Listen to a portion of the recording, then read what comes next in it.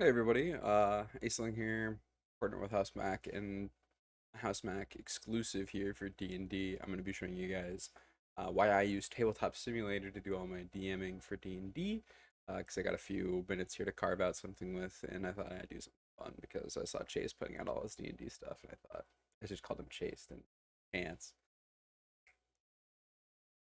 Moving on. This is Tabletop Simulator. It's $20 on Steam and it's a physics engine. You grab stuff, you toss it. Wee.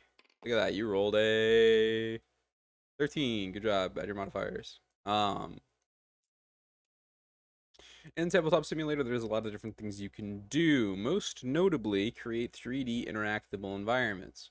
What do I mean by 3D interactable environments? We go to objects, you can save a bunch of different objects, right? Let's say I like large decorative tree.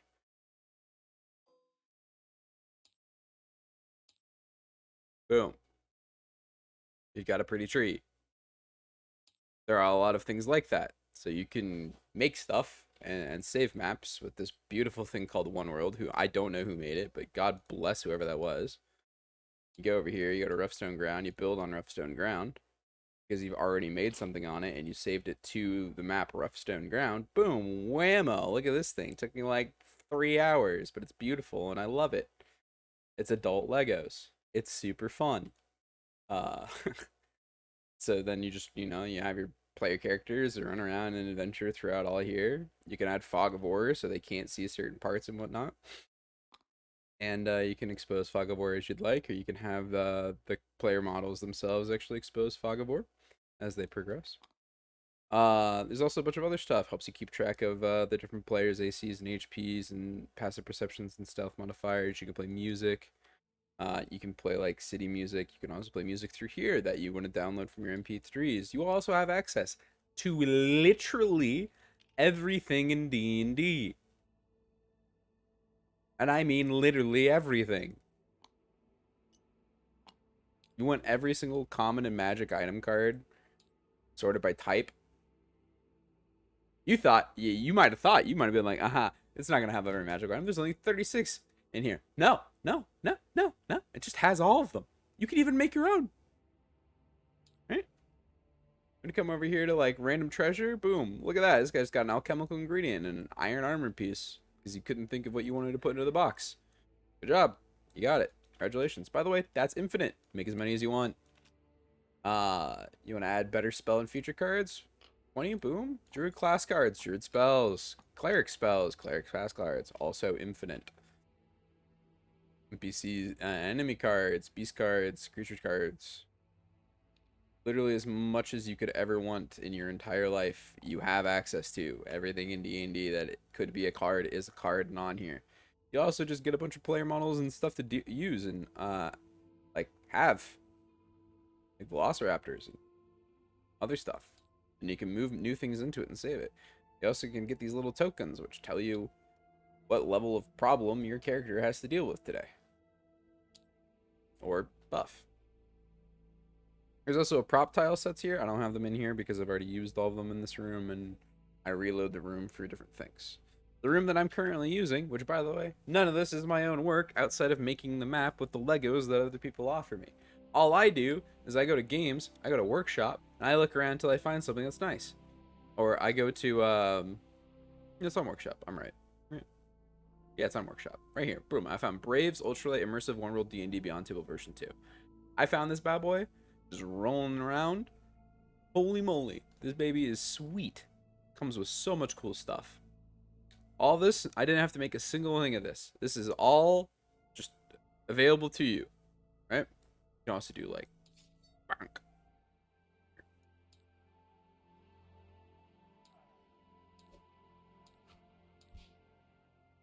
Sound effects. The most cool thing though, obviously, is this. The three-dimensional capability to have a more immersive environment for you and your players. This helps storytelling for me, personally, so much. And I mean so much.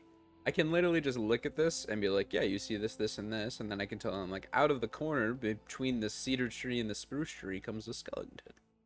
Blah, blah, blah, blah, blah, blah, blah, blah, blah, blah, blah, blah. Players can also have access to the entire worldwide internet at any given moment. You want to go to I'm gonna go to D&D Beyond. Boom.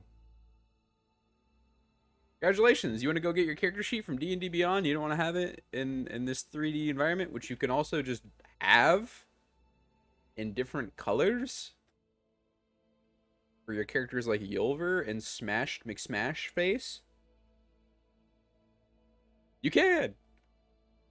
You don't want to go through the terrible arduous journey of having to do this to roll your dice? You don't have to. Okay, maybe if there's something there you can't. But bad example, bad example. Run it back. See 10, easy. Players feel like they have autonomy. You can do whatever they want. You can also give them cute little discreet letters to send to you and your friends who play D&D together. You can make it personalized, like everyone has a little icon. You can be the bard of the group and spend the entire time on your tablet looking at cocks. This isn't an example joke that I set up. This is just what my bard does. You can also change the lighting. You want to go to dawn? Nice and bright? Boom. It's dawn. It's nice and bright. You want to go to evening where it's nice and spooky? Boom. Nice and spooky evening. When you're a player, you can't see any of the stuff in the DM zone. Let's say I'm purple. Oh my goodness. Oh, you can see like this, but that's because it's made to not seen. Made to be seen. Whatever. Point is, you can do this. There's a bunch of like models and stuff that you can do for every entity in D&D. You want a skeleton? They got 5 different skeleton options. You want a zombie? They got 15 different zombie options. I can't attest to that. Don't hold me to it. But you know, and then it's just nice, you know. Boom. You want to roll? Boom. Spooky roll. 11. You done rolling? Recall it. Delete it. Delete it. It's super awesome. You can keep notes here that the players can't see. You can keep track of all the AC, all the hit points, all the passive perception, what the active stealth roll is. Everything you can think about in D&D that you want to be able to do is already a part of Tabletop Simulator, and you just kind of have to look around and find it. My friend recently showed me yesterday, and I'm waiting on him to come into my game here and show me more and let me save it, is like an object that literally calculates how much distance from point A to point B is. Instead of using this nice little ruler tool, which will tell you like an actual like inch diameter or whatever, it literally just says how many feet it is. So you're like, I don't know if I'm 120 feet away to be able to hit this guy with an Eldritch Blast. You just get your little pointer out, you run it all the way over there, be like, yeah, you can hit that guy with an Eldritch Blast. And you're like, all right, sweet, I'm gonna hit the guy with an Eldritch Blast. You're like, you hit the guy with the Eldritch Blast. Saves a lot of time. And there are much more impressive maps than this out here. I mean, this is something that just took me a few hours to throw together. This is adult Legos. You can do whatever you want with it.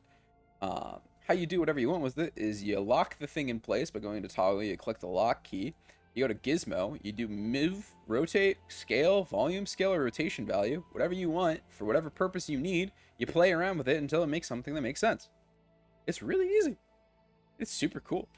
I'm a huge fan of this. It's much better than Roll20 in my opinion. I think Roll20 kills a lot of the immersion and makes the DM's life significantly harder.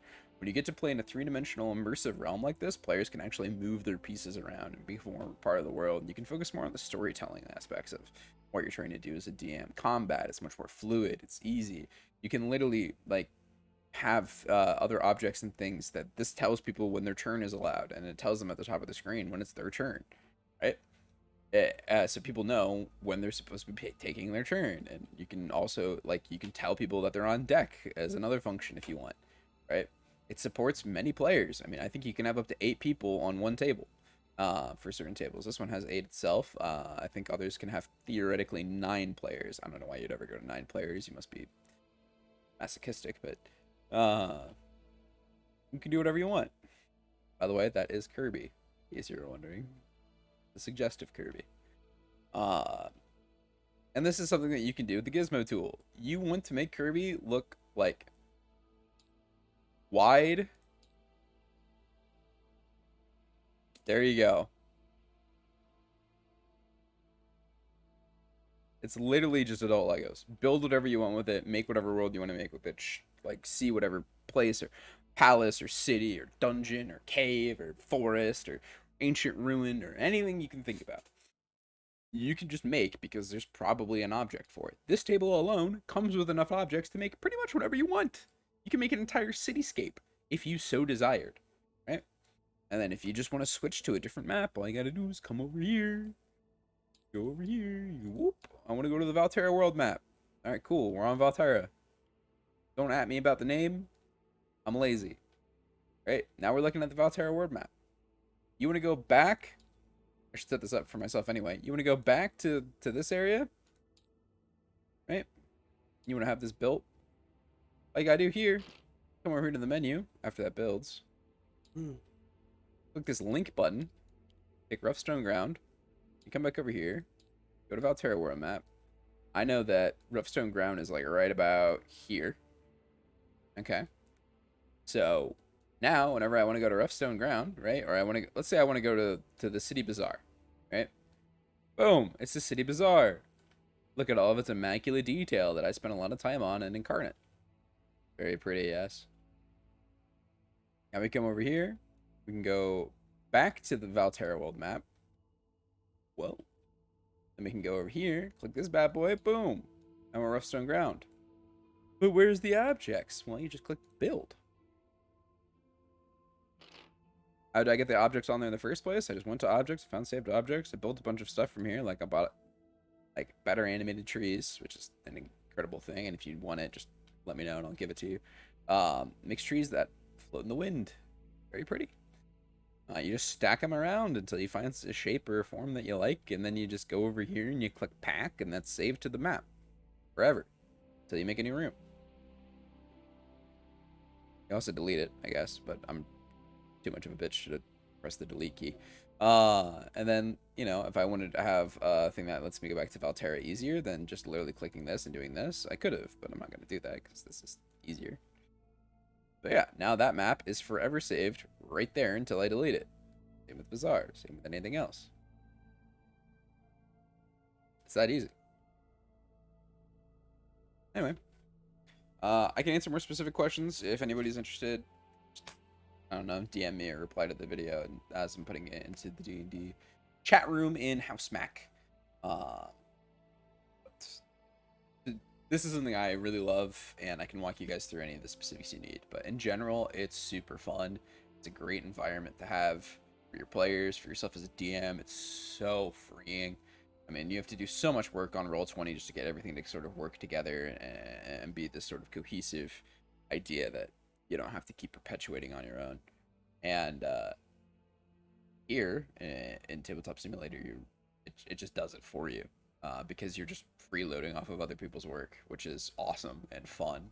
And good job, society. You're doing what you're supposed to do. So, anyway, that's it. Just wanted to come here and talk about Tabletop Simulator, how much I love it. It's $20 on Steam, I believe, at the point of making this video. So, hopefully I didn't miss anything.